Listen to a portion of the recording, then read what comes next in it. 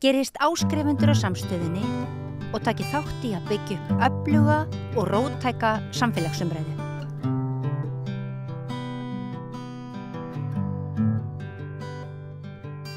Komið sæl og blessuð og verið hjertalega velkomin hér aftur að Rauðaborðinu að Radio Gaza. Það hjá mér góður gestur, Þórir Hraundal, prófessor í Háskóla Íslands og lektor við Mið-Austurlandadeildina. Ekki rétt? Já, verður velkomin. Takk fyrir því. Við höfum verið að fjalla svona jafnt og þétt málefni Mið-Austurlanda, svolítið svona með og fókuspunktinn þarna á Gaza í þjóðarmorðinu og ég spyrði beint út hvað er að frétta bara Já, eða hvað er ekki að frétta? Hvað er ekki að frétta? Fókusin hefur náttúrulega farið yfir á Sýrland allverulega þessi síðustu daga að sjálfsögðu og þá það er náttúrulega að sjá hvað er auðvelt fyrir ástand eins og að Gaza að bara hverfa úr fréttum eða með við alvarleika málsins þar þá var einhvern veginn þá var allir fókus komin yfir á Sýrland og auðvitað maður fylgist með þá þá áttar maður sig því að það er engin það er engin brems á því hvað Ísrael að gera á Gaza það eru tugir morða á hverjum degi, hverjum sólarhring þannig þeir halda áfram sínum aðgerðum þar eins og ekkert hafi skorist og þeir eru þetta bara mörgum vígstöðum eins og fram hefur komið á undanförnum vikum og mánuðum þannig að já, það er kannski svolítið það sem er að frétta. Já, og svo kannski fá að spyrja þig aðeins út í Sýrland. Nú er þetta svona fyrir bara hinum almennu borgara óbúslega flókið. Það eru margir hópar og það verðist einhvern veginn, það er mikil upplýsinga óreiða svona það hver er með hverjum og hvað eru Bandaríkin og Ísrael og hver eru þeirra tengslirunni við þessa uppreisnarhópa og svo eru auðvitað Kúrdarnir sem hafa nú verið löngum ofsóttir svona allavega á Tyrklands landamærum og nú er þetta bara orðin einhver svona suðupottur. Ég sá að Írak eru farnir að moka skurð þannig á milli landa svo að svona óeirða seggirnir komist ekki við góðan leik yfir. Þetta er gríðarlega að því verðist flókin staða en hefur náttúrulega verið svona lengi og ég segi það alltaf þessi leikur að fara aftur í tíman og svona þetta er bara margbrotið land. Það eru mörg svæði, mörg ólík þjóðabrot. Það eru kristnir, það eru drúsar, það eru mismönd útgáfur af múslimum þarna, það eru Kúrdar og fleiri og þau hafa svona sögulega búið á hinum á þessum svæðum, Kúrdarnir nær Tyrklandi og Írak og svo er þeim skellt inn í þessi landamæri sem eru auðvitað bara tilbúningur Vesturlanda í rauninni. Þannig að þetta er bara svipað munstur og við séð í öðrum löndum í þessum heimshluta í Írak, í Líbanon og þar sem eitthvað utanaðkomandi afl við dreigð einhverja línur utan einhver þjóðabrot sem að kannski eftirleikurinn af því hefur verið að það kannski hefur verið svolítið erfitt að sætta mismunandi sjónarmið og þannig að það er einn hluti, en svo náttúrulega eru bara geopolítikin í þessu í dag þannig að hún er mjög flókin. Það eru tengsl við Tyrkland, Assad og hans lið hafði sterk tengsl við Íran og Hezbollah þannig að það eru mismunandi eins og í Líbanon, mismunandi svona tryggð sem að fólk hefur bæði við, hvað maður að segja, innanríkis öfl og þeir sem eru þá utanríkis. Þannig að þetta er flókið á margan hátt og svo er náttúrulega er ekki ennþá komin kannski alveg nægilega góð mynd og hvaða nákvæmlega hópar þetta eru. Það er ekki komin en svona teljandi eða svona tæmandi listi yfir það og nákvæmlega hvað liggur fyrir. Já, það eru þessi einmitt þessi nokkur sko nokkra hópar sem að saminast þarna í þennan stóra uppreisnarhóp sem í rauninni knésetur þarna forsetann og svo hann flýr í land og nú hvað núna?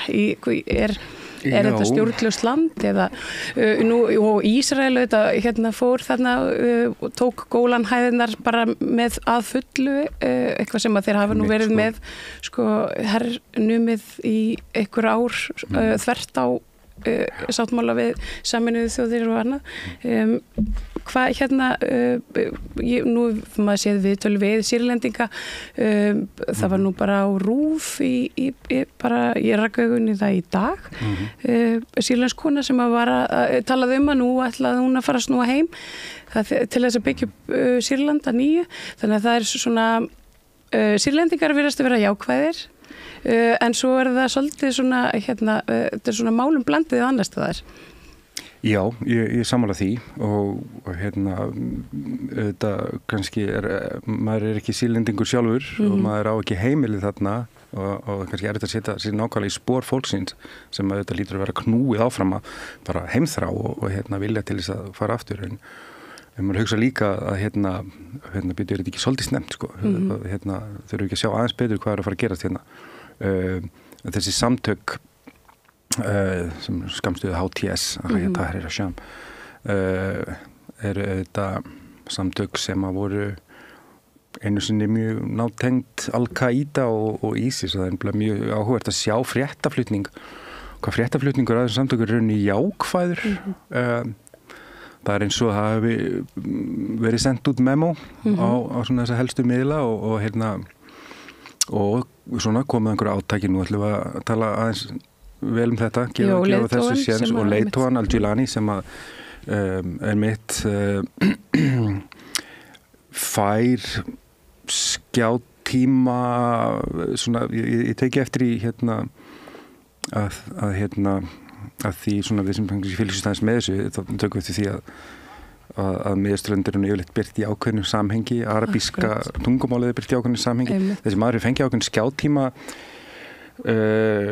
svona þar sem hann kemur fyrir sem svona frekar róleg og lógisk persóna það er kannski ekki droslega algengt í þessu samhengi þannig að já þetta eru mjög áhugaverðar vendingar svo ekki sem er að sagt. Hvaða áhrif hefur þetta til dæmis á Gaza og þjóðarmorð á Gaza?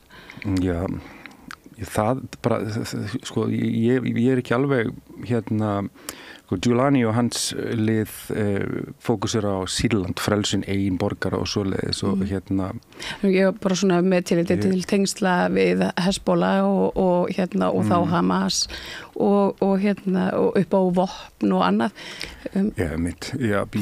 bara nauðsynjar því að samkvæmt einhverjum fregnum þá hafa þessar nauðsynjar sem hafa verið að berast inn á Gaza þær hafa nú aðalega verið að koma í gegnum Sýrland og þetta net sko. Já, akkurat ég þori ekki að segja, ég þori ekki að spá fyrir hvernig það er bara eitt af þessum óvissu faktorum sem bara ómögulegt að spá í hvernig fer sko, ég meina það er náttúrulega, við vitum að það er svona, hvað maður segja, samarabísk samkennd með palestínumönnum en hún er eins og annað sem er notað í pólitískum tilgangi stundum veriðst hún fá eitthvað svona brautagengi og stundum ekki þannig að það er svona já, við þurfum bara að sjá held ég þetta er ennþá svona early days ennþá sko. Já, einmitt, en eins og segir þá vegna Sýrlands og reyndar vegna skotárásirnar á heilbrigðis tryggingamannin í Bandaríkjunum þá hefur maður lítið séð af fréttum einmitt frá Palestínu og frá Gaza en nema maður leiti virkilega eftir þeim hver er staðan hún er slæm og Já, á Gaza þá, hún er slæm eins og verið, ég meina þeir sem vilja bera sér eftir þeim upplýsingum einmitt, maður þarf kannski svolítið að gera það núna þegar að fókusin er farin svona af Gaza að það er, ég meina Ísraelsmenn halda áfram sínum dampi þar, það eru tugir myrtir á hverjum sólarhring og það heldur bara áfram sami takturinn í þeirra aðgerðum þar. Já, þetta er... Og þetta náttúrulega bara, já, ég meina þetta þjóðarmorð, þetta í rauninni katastrófa á öllum levelum, þetta er risastórt umhverfisslys, umhverfismál, það loftið menga, vatnið menga, jarðvegurinn menga, það allt sko orðið ólífanlegt sko og eins og var verið að tala daginn að það tæki hvað 10-15 ár bara að reynsa til reynsunarstarf á Gaza, þannig að það sé hægt að taka fókusin af því þegar eitthvað gerist eins og einhver hvítflippi myrtur og götu í New York, það bara segir okkur heilmikið mannkinn og kannski þessa meginströms fjölmiðla. Við reynum allavega að synda mótið þeim strömi og sko ég sá nú og fregnir af því að það væri nú einhverju svona, það væri ólga á meðal Palestínumanna eins og Vesturbakkanum og svona einhvers konar svona, hvað við segja, vísir að einhverju uppreist gegn forsetanum Abbas. Mahmoud Abbas. Hvaða þýðingu hefur þetta til dæmis og ég meina, hvers vegna fólk ósátt við forsetan sem þar? Já, fyrst og fremst vegna þess að því finnst hann ekki hafa staðið sem nú vel, ekki nú ekki hafa boðið Ísraelsmönnum nægilega vel byrgin og þá komum við að ástæðunni fyrir því að fólk kaus Hamas á síðan tíma og það engin raunverulegu valkostur annar, það að segja að það engin sem tilbúin að berjast með kjafti og klóm gegn þessu ólöglega landtöku landráni Ísraelsmanna og ég held að ræturnar liggi fyrst og fremst í bara svona óánægju, langtíma óánægju með svona einhverjar, þú veist, ég ætla ekki að tala illa diplomasíu en fyrir fólk sem að kannski másinn lítil svona í þessum já, fyrir fólk sem að stöðugt hvað maður segir, undirokað það sætir því að búa í samfélagi þar sem aðskilnaða stefna ríkir og það lendir í því að híbýlið þeirra séu eyðilögð, tekin af þeim þá hef ég skilning því að diplomasía kannski ekkert rosalega svona áhrifamikið tæki fyrir þetta fólk. Nei, hvar forsetinn? Ég veit það ekki. Nei, það ég var að leita af upplýsingum það, ég ekki fundið. Hann væri á Vesturbakka, en komið fréttur hann hefði verið farinn þaðan eða? Já, það er þetta með upplýsingaóraðinu, sko, það svo erfitt að greina svona rétt frá röngu í þeim efnum. Nei, það auðvitað, sko, Egyptaland í öllu þessu og í raun bara Arabaríkin í heild hafa bara, svo það sé sagt, staðið sig frekar illa á borði, ég meina þau standa til með Palestínu. Hvers vegna, þú veist, ég meina, hvaða pólitík þarna bak? Já, það er kannski taka það svolítið hvert og eitt land fyrir sig, en Egyptar, ef til Egypta, þá þeir eru þetta langt og gott samband við Bandaríkin. Bandaríkin hafa stutt og fjárhagslega, hernaðarlega og þeir eru náttúrulega einur af þeim helstu bandamönnum áður en Ísrael varð þeirra helsti bandamaður í Miðausturlöndum kring 1970, þannig að það ekki bara Bandaríkjamenn sem þetta kannski benda þessu, það bara vesturveldin í heild sinni og aðalega Frakkar, Bretar og þessar nýlendu þjóðir sem að þetta gengur skuggum það að þeir kæmu fyrir leiðtogum í þessum löndum sem að væri þeim hliðhollir og þeir hefði einhvers konar stjórn yfir. Við sáum hvað gerist í Íran þegar Sjahan var reikin frá völdum þar, þá var Íran þetta bara svona einhvers konar paría ríki. Þannig að eina ástæðan fyrir því að Arabaríkin hafa gert svo lítið sem raun ber vitni tryggð þeirra skuldbindingar, samningar við Bandaríkin. Má ekki gleyma heldur viðskipta læginu í þessu öllu til dæmis við horfum í Ísrael, það katastrófískt sko viðskiptalega fyrir fullt af fyrirtækjum og virðiskeðjur og hitt og þetta allan heim að slíta eða setja viðskipta þvinganir eða slíta pólitísku samstarfi í Ísrael. Þetta er ekki bara einhvers konar menningarlegur eða pólitískur samhengi sem við tala um, þetta eru peningar, ekki síst. Já, og það sko, Egyptar nú, já, það hafa nú svona, sko, það var eitthvað hérna í síðustu viku, það var að Hamas veittu Egyptum eitthvað skonar umboð til þess að semja fyrir sína hönd, sem var svona, hérna, maður beið einhvern veginn eftir því að þá myndi eitthvað gerast, sko. Þannig að það virðist vera eitthvað samtal þar allavega í gangi. Það var auðvitað í Egyptalandi, þá er þessi hérna, þetta Bedu Union, hérna, samtök hérna, Bedúína sem að hérna, fengu þarna sitt landsvæði í rauninni tilbaka sem að hérna og þau voru reknir þarna og flótta inn í eyðimörkina þegar hérna, Ísrael og Egyptar semja þarna Rafa landamærin og hérna þeir í rauninni fá þetta svæði aftur gegn því að þá sinna einhvers konar hernaðarlegri íhlutun þarna á landamærunum sko svona höss hvað hérna en samt einhvern veginn þá er eins og ekkert sé að gerast.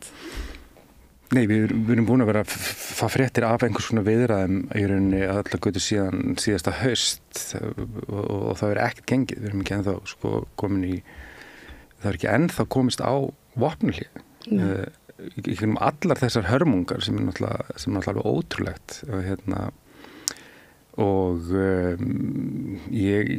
hefur verið margar tilraunir gerðar og einhvern veginn verðast þær alltaf falla sjálf sig. Þannig að maður bara nú fyrir maður að hugsa þess að Kínverjar hérna þeir komu að deilu Írana og Sádi-Araba hérna fyrir nokkrum árum sko. Þannig að ekki gert tilraun til þess að allan svo mér vitandi ekki gert tilraun til þess að hafa áhrif á þessa deilu en þetta er auðvitað mjög sorglegt að fylgjast með þessu hvernig þessar viðræður virðast alltaf bara hreinum koll. Já, Kínverjar reyndar hérna komið eitthvað inn í þessa? Já, þeir leiddu saman hérna hópana, militant hópana hérna á Gaza og svona saminuðu undir einum hatti hérna bara, Hamas í rauninni. Þannig að það er Hamas og Hamas. Þetta er svona nú bendir allt til þess að við séum að fá hérna bara fljótlega nýja ríkisstjórn. Hefur þú eitthvað trú á því að Íslandi eftir að beita sér með eitthvað meiri og frekara hætti bara fyrir friði á þessu svæði heldur en áður hefur verið? Já, ég vona það. Það er hérna mörg tækifæri sem að þessi fráfarandi stjórn nýtti ekki til þess að hvað maður að segja stunda mannúð, sína samstöðu, sína skilning á aðstæðum og annað og mér finnst sorglegt að það væri hægt að gera minna en þessi stjórn sem nú er fráfarandi. Þannig að ég hef bara von til þess að þú stjórn sem tekur núna við muni svona kannski meira aktív vinna úr því að við höfum samþykkt Palestínu og allt þetta og hérna þannig eins og ég efast að það sé hægt að gera minna.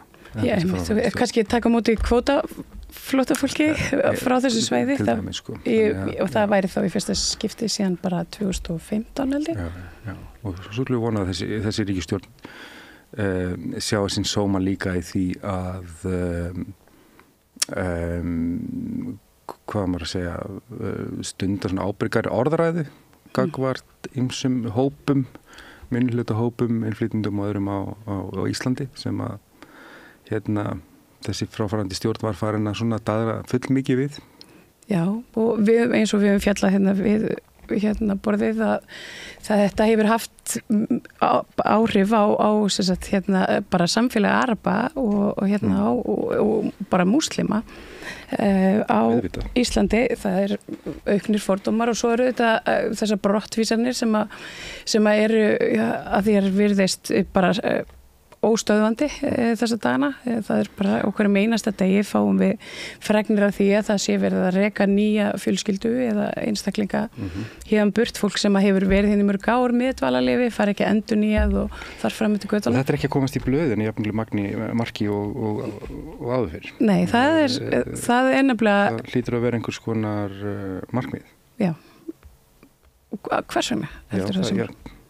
Segð þú mér. Já, ég veit svo sem alveg þetta er náttúrulega, þú veist, ég get eiginlega ekki svarað ég bara svo það sé sætt, en það er allavega, það er ekki mennska eða eitthvað svona gott sem liggur þar að baki allavega.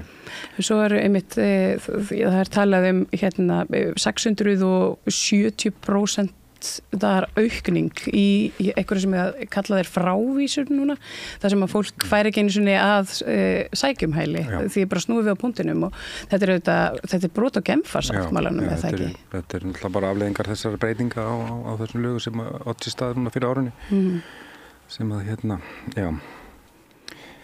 við getum bara vonað að ný ríkisstjórn taki á þessum málum aftur og af meiri mannúð. Svona talandi Genfarsáttmálan, nú hefur hingað komið fólk og haldið því fram að við séum ítrekkað brotleg við þetta friðar og mannúðar samkomulag sem að er bara eðlilegt og þykir nú frekar eðlilegt í flestum Evrópuríkjum. Ertu sammálað þessu eða ertu sérðu fyrir þeirra og ég meina, ef við erum brotlega, hefur það eitthvað afleiðingar? Já, þú ætti kannski bara að ræða þetta við lögfræðinga,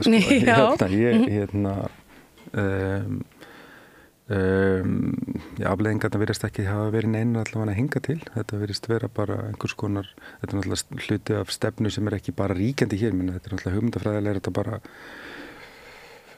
bara ríkjandi evrópsk gildi og Eiríkur Bergmann á að benda á að þessi viðhorf hefðu styrst svona svakalega upp úr einmitt flóttamannakrísunni Sýrlandi það sé 2015 var svona ártal sem hann nefndi en ég held nú að þetta hafi verið talsvert lengur í rauninni, ég meina við það er nú bara 2014 árið áður til dæmis sem að það voru hér plönum að byggja mosku á einum stað í Reykjavík og þá tók til hópur vaskra einstaklinga og dreifðu af höfðum svínshöfðum á lóðina Einmitt, þetta er rauninni fyrirbæri sem hefur verið í gangi sérstaklega sjá við aukningu á þessu eftir árásina á tvíburaturnana í New York.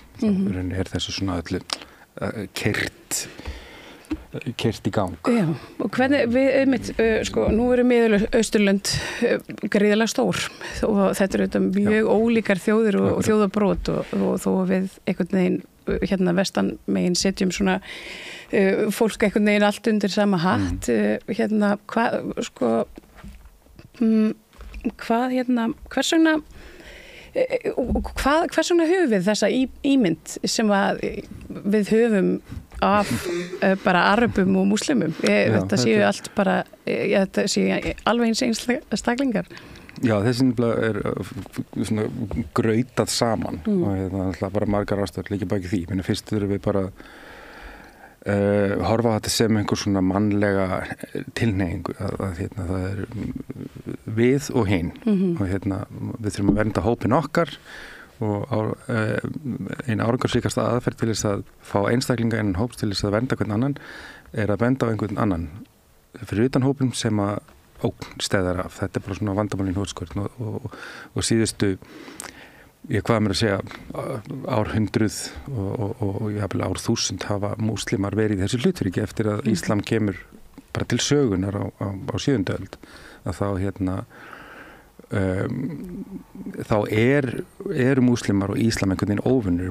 Múhameð spámaður er fals spámaður og allt þetta og þetta hatur á svo krossferðirnar og svo miðaldir og þetta bara svona hefur fylgt okkur bara í mjög langan tíma. Já, og þetta sko þessi andúðíkar Kóransins og hérna þessar bókabrennur og hérna Já, akkurat sko og það margir hafa stundar bókabrennur og og víða, en á trúarritum er svona eiginlega svolítið annað. Undirliggjandi hugmynd í þessu samhengi að boðskapur og hugmyndafræði íslam og það sem stendur í Kóranum sem í eðli sínu hryllilegu boðskapur og sem sagt bara það sé eitthvað rangt við hans. Nú, ég meina það heilt kapli Maríu mey og Jesú og þetta er auðvitað bara skoðan sem standast þetta stendst enga skoðun sko og það var auðvitað oft verið gerða saman rannsóknir til dæmis á bara málfæri Biblíunar og Kóransins og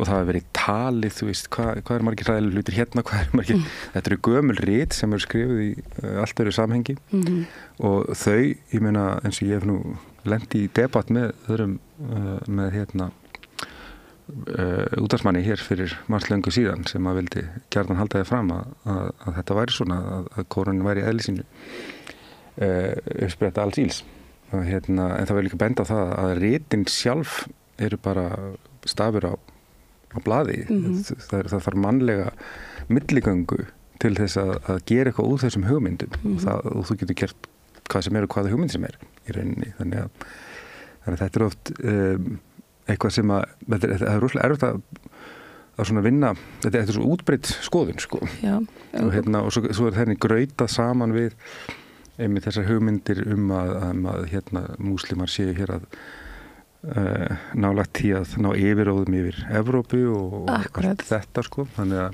hvað er það? Þetta er auðvitað pólitíkarsar auðvitað þeir einhvern veginn svona kynda í þessu báli sko og þessu hræðslu ef þeir sjá það sér í hag að það komi fleiri atkvæði eða meiri svona samstæða þeirra málflutning þá eru sumir pólitíkur sem veigra sér ekki við að nota þessar hugmyndir en þetta eru bara rosalega sterkar og rótgrónar hugmyndir sem að eru sem standast hins vegar mjög litla skoðun múslimar eru í dag það bil manni ekki 5% af íbúum Evrópu eða eitthvað þannig og margir þeirra hafi búið í Evrópu í kynslóðum saman fólk gleymir því oft hérna til dæmis Ísland er ágætis dæmi hérna stóð deilan það hvort þetta byggja moskú í Íslandi ekki það hefur verið moskú á Íslandi í 40 ár eða meira já, ég held að séu 4 já, það eru 3 ár allavega núna sem ég viti og það hefur nú ekki verið beint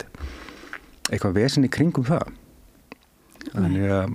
þannig að þetta er augljóslega þetta stendst enga skoðun sko. Og það er einmitt það sem að heyrðist kannski svolítið hátt þarna í mann þegar talað var að það yrði svona einhver óeðlilega afskipti sáta af moskunum á Íslandi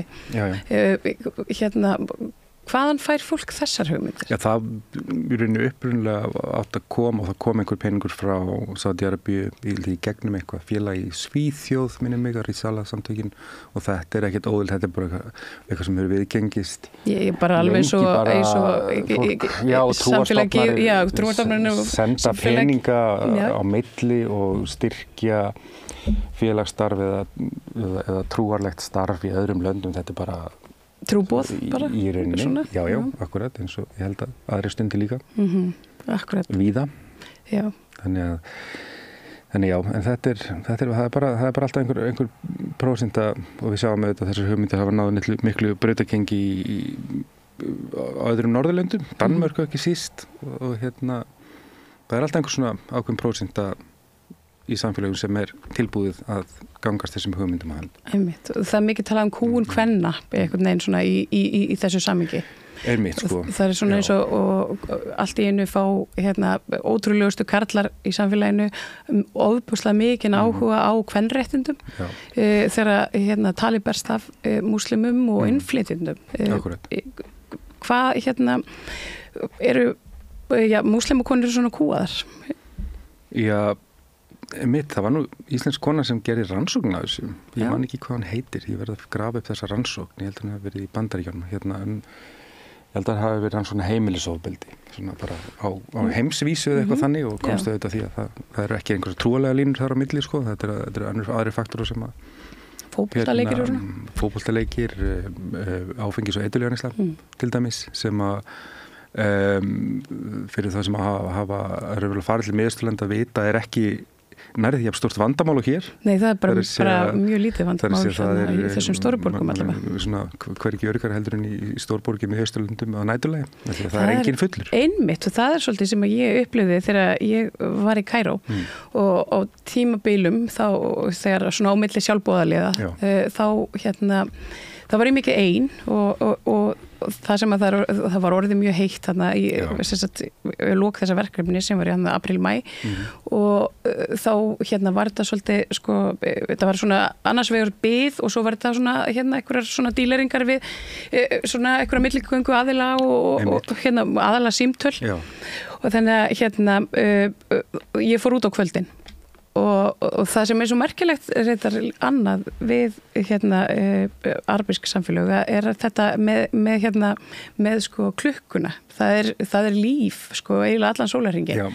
og það eru börn út allt einhvern veginn, bara alltaf og þetta er stundum eins og fólk sofi ekki sko það var það sem ég spurði sko, bara sofiði einhvern tímann en þá er þetta bara þannig að fólk einhvern veginn svona bara tekur ákvörðin bara í dag ætla ég að eiga svona sólarhring og svo ætla ég hinsegin og það er svolítið magnað en þegar hittnar þá náttúrulega er mjög freistandi að vera bara á næturlagi en maður sér það náttúrulega mjög víða En það er einmitt, ég upplifið þetta þegar ég var að einhvern veginn að skjótast á milli húsa og ná mér í mat eða bara eitthvað göngutúr að ég hef líklega bara á fáum stöðum upplifið mig örugga á meðal fólks eins og þar en það er haram að áreita konur út á götu, það var bara mjög illa séð. Það er auðvitað gert en það er auðvitað gert, við skulum bara svo gerum ekki lítið úr því En já, þetta er ekki verra í arabískum samfélögum heldur en okkar eigin. Nei, þetta móti. Þannig að þetta er bara svona hugmyndi sem að hafa safnast upp í gegnum tíðina og sem betur fer heldur maður að flestir sjá gegnum þetta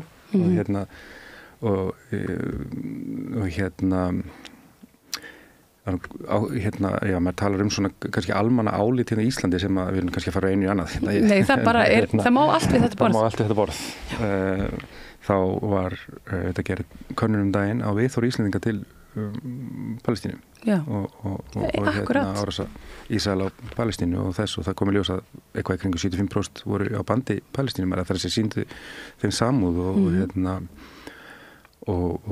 þetta er auðvitað mikil meiri hluti það er að segja og þetta er auðvitað algjörlega í berhöggi við stefnu stjórnvalda, málflutning stjórnvalda og fjölmiðla þannig að eins og segi maður það er alltaf einhver prósent af samfélaginu sem að gengst undir þessu skoðanir sem við varum að tala um áðan sem að eru tilbúin að taka hverju einasta neikvæði sem þau heyra þannig hóp sem einhvers konar sannleika en ég held að flestir gera það ekki sem er bara mjög jákvæð tíðindi myndi ég segja að einum almenna Íslendingi bara full vel treystandi til þess að með móta sína eigin skoðun á því sem er að gerast takandi inn staðreyndir og mynda sér skoðuna því að þetta er eitthvað sem blasir við og við sjáum náttúrulega þeir sem verja, þeir náttúrulega hefur fækka þeir sem að verja málstað Ísraelsmanna frá mér auðvendu en þeir meira fækka smátt og smátt Ég heldur vinni allir á mokkanum Margir að gera það og við sáum núna síðast fráfarandi utanríkisráðherra taka sterkar til orða en hún hefur gert áður meiri segum þannig að það er mjög breytt staða núna hvað varðar orðræðu Ísrael og Ísrael-Palestínu heldur en fyrir árið síðan og við tekið eftir þessu, við erum með verkefni á háskóla sem við kallum Palestínu verkefni einfallega og við erum með viðburði svona gegnum tíðina, gegnum þetta ár og Endilega, kannski segja okkur bara þetta er bara verkefni sem að fórum að stað með ég reyni strax í október á síðasta ári og heldum fyrsta viðburðin okkar í nóvember, þetta sem verkefni því ætlað að bara halda uppi umræðu Palestínu á sem breiðasta grundvelli, bæði sögu, menningu og þetta þjóðarmorðin sem í gangi núna og þetta kom svolítið til vegna þess að við sáum í fljótt í hvað stemdi svona seinni hluta október á síðasta ári að þetta yrði eitthvað kannski öðruvísi þó okkur hafi ekki órað fyrir að þetta yrði jafn hræðilegt og maður sá nokkrum mánuðum síðar og núna en það sem svona við erum nokkur sem stöndum að þessu verkefni það sem ég, Nikita Hamar Pettersson og Hassan Karakilinc sem eru doktorsnemar við mál- og menningadeild það var svo svona hróplegur munur á viðbröðum háskólans og náttúrulega allra annara stofna í samfélaginu við til dæmis Úkraínustríðinu þegar það fór af stað og þegar við sáum hvað Ísrael ætlaði sér á þessum fyrstu vikum. Þegar þau sprengdu fyrsta spítala? Já, og svo annar spítalan og þriðja spítalan og nú bara engin spítala eftir? Og ég í rauninni kom að máli við bara fólk og aðra, fólk hér og þar, bara í samfélagir og bara svona að leita eftir einhverjum viðbröðum, hvort að það yrði gert eitthvað svipað og þegar að Rússar hófu sitt innrásarstríð í Úkraínu og það var ekki. Þannig að þetta var svona einhver svona mótvægi við þessari furðulegu stofnanlegu hlýðni eða þögn og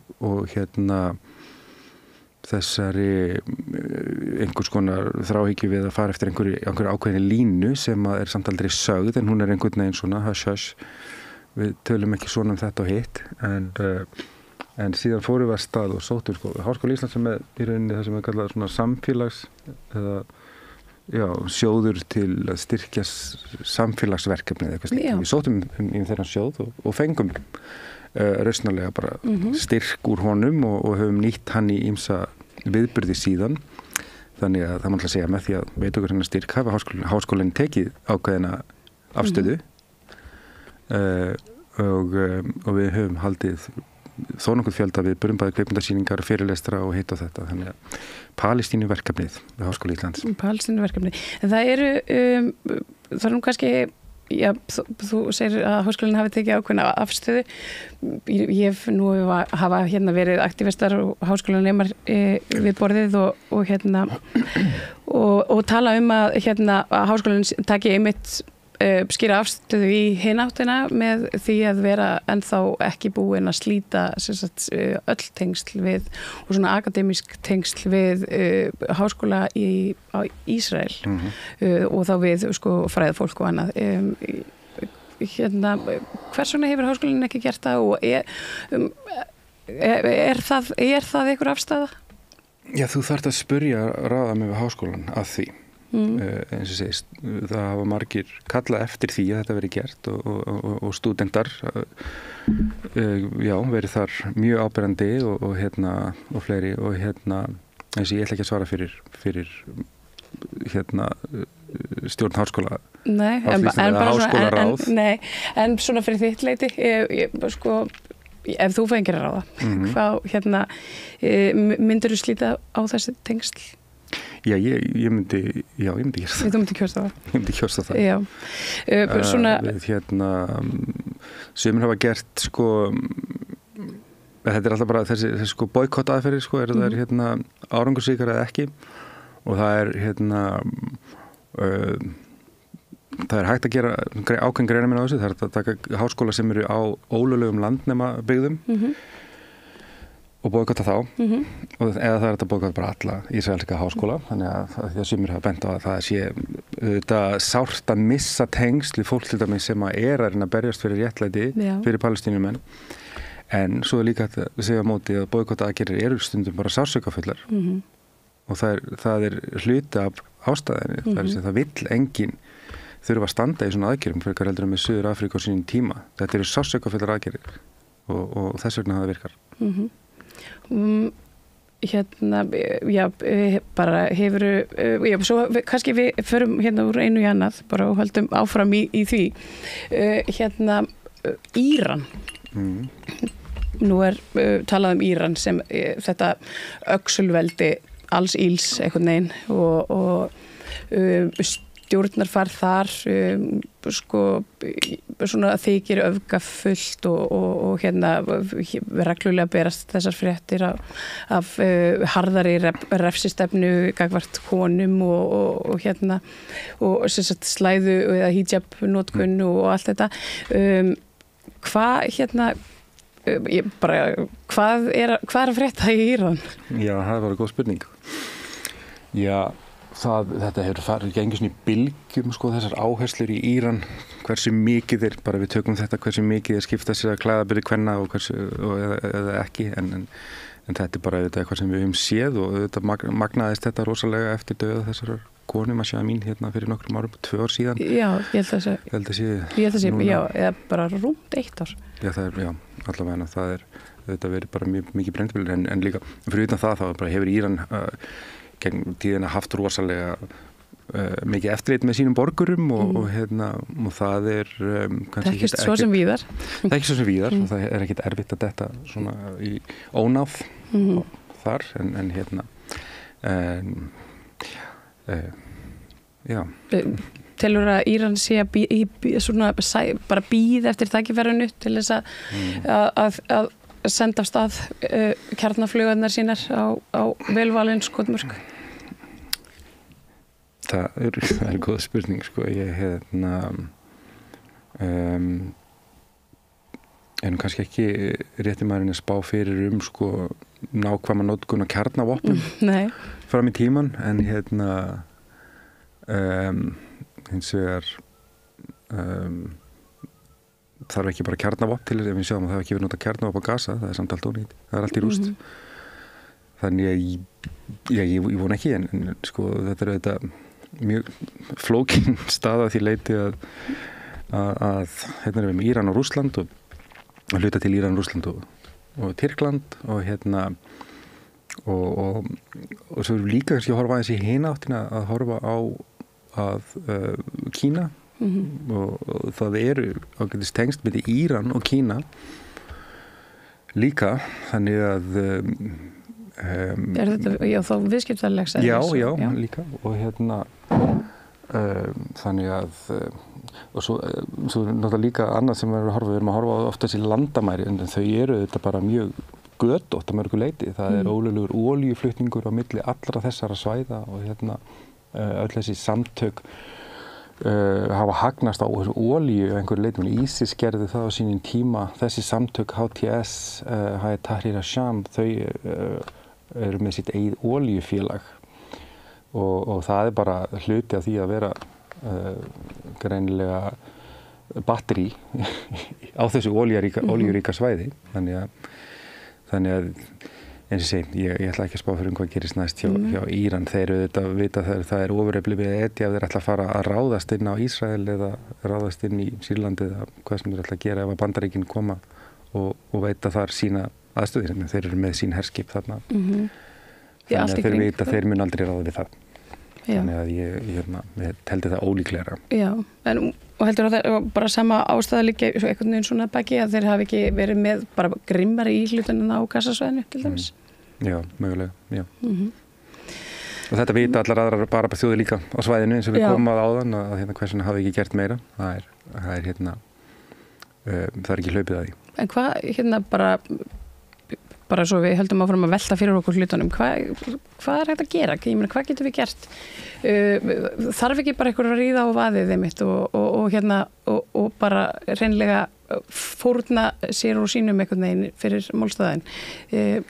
Já, sko Bandaríkin eru fremsta herveldi í heiminum með talsverðum forskoti þar. Eða næst friður kannski ekki með hernaði? Já, það er náttúrulega einmitt þarf að horfa líka á þessa blessuðu vopnaframleiðslu og hún er óstöðandi og það ekki að láta þessi vopn bara safnast fyrir einhvers, það þarf að nota þeim. En það var áhugavert svona, það sem var haft eftir Biden fyrir nokkru mánuðum með vikum eða eitthvað svolítið, hann sagði eitthvað á það leið að ef Ísrael væri ekki til, eða væri ekki Ísrael, þá þyrftum við að finna okkur nýtt Ísrael, þá þurftum við að búa til nýtt Ísrael. Það bara kjarnar nýlendu stefnuna sem ekki dauð, sem sprelllifandi í þessu fyrirbæri sem við horfum á í Ísrael. Já, það má svo sem velta þessu fyrir sér alveg endalaust fram og tilbaka.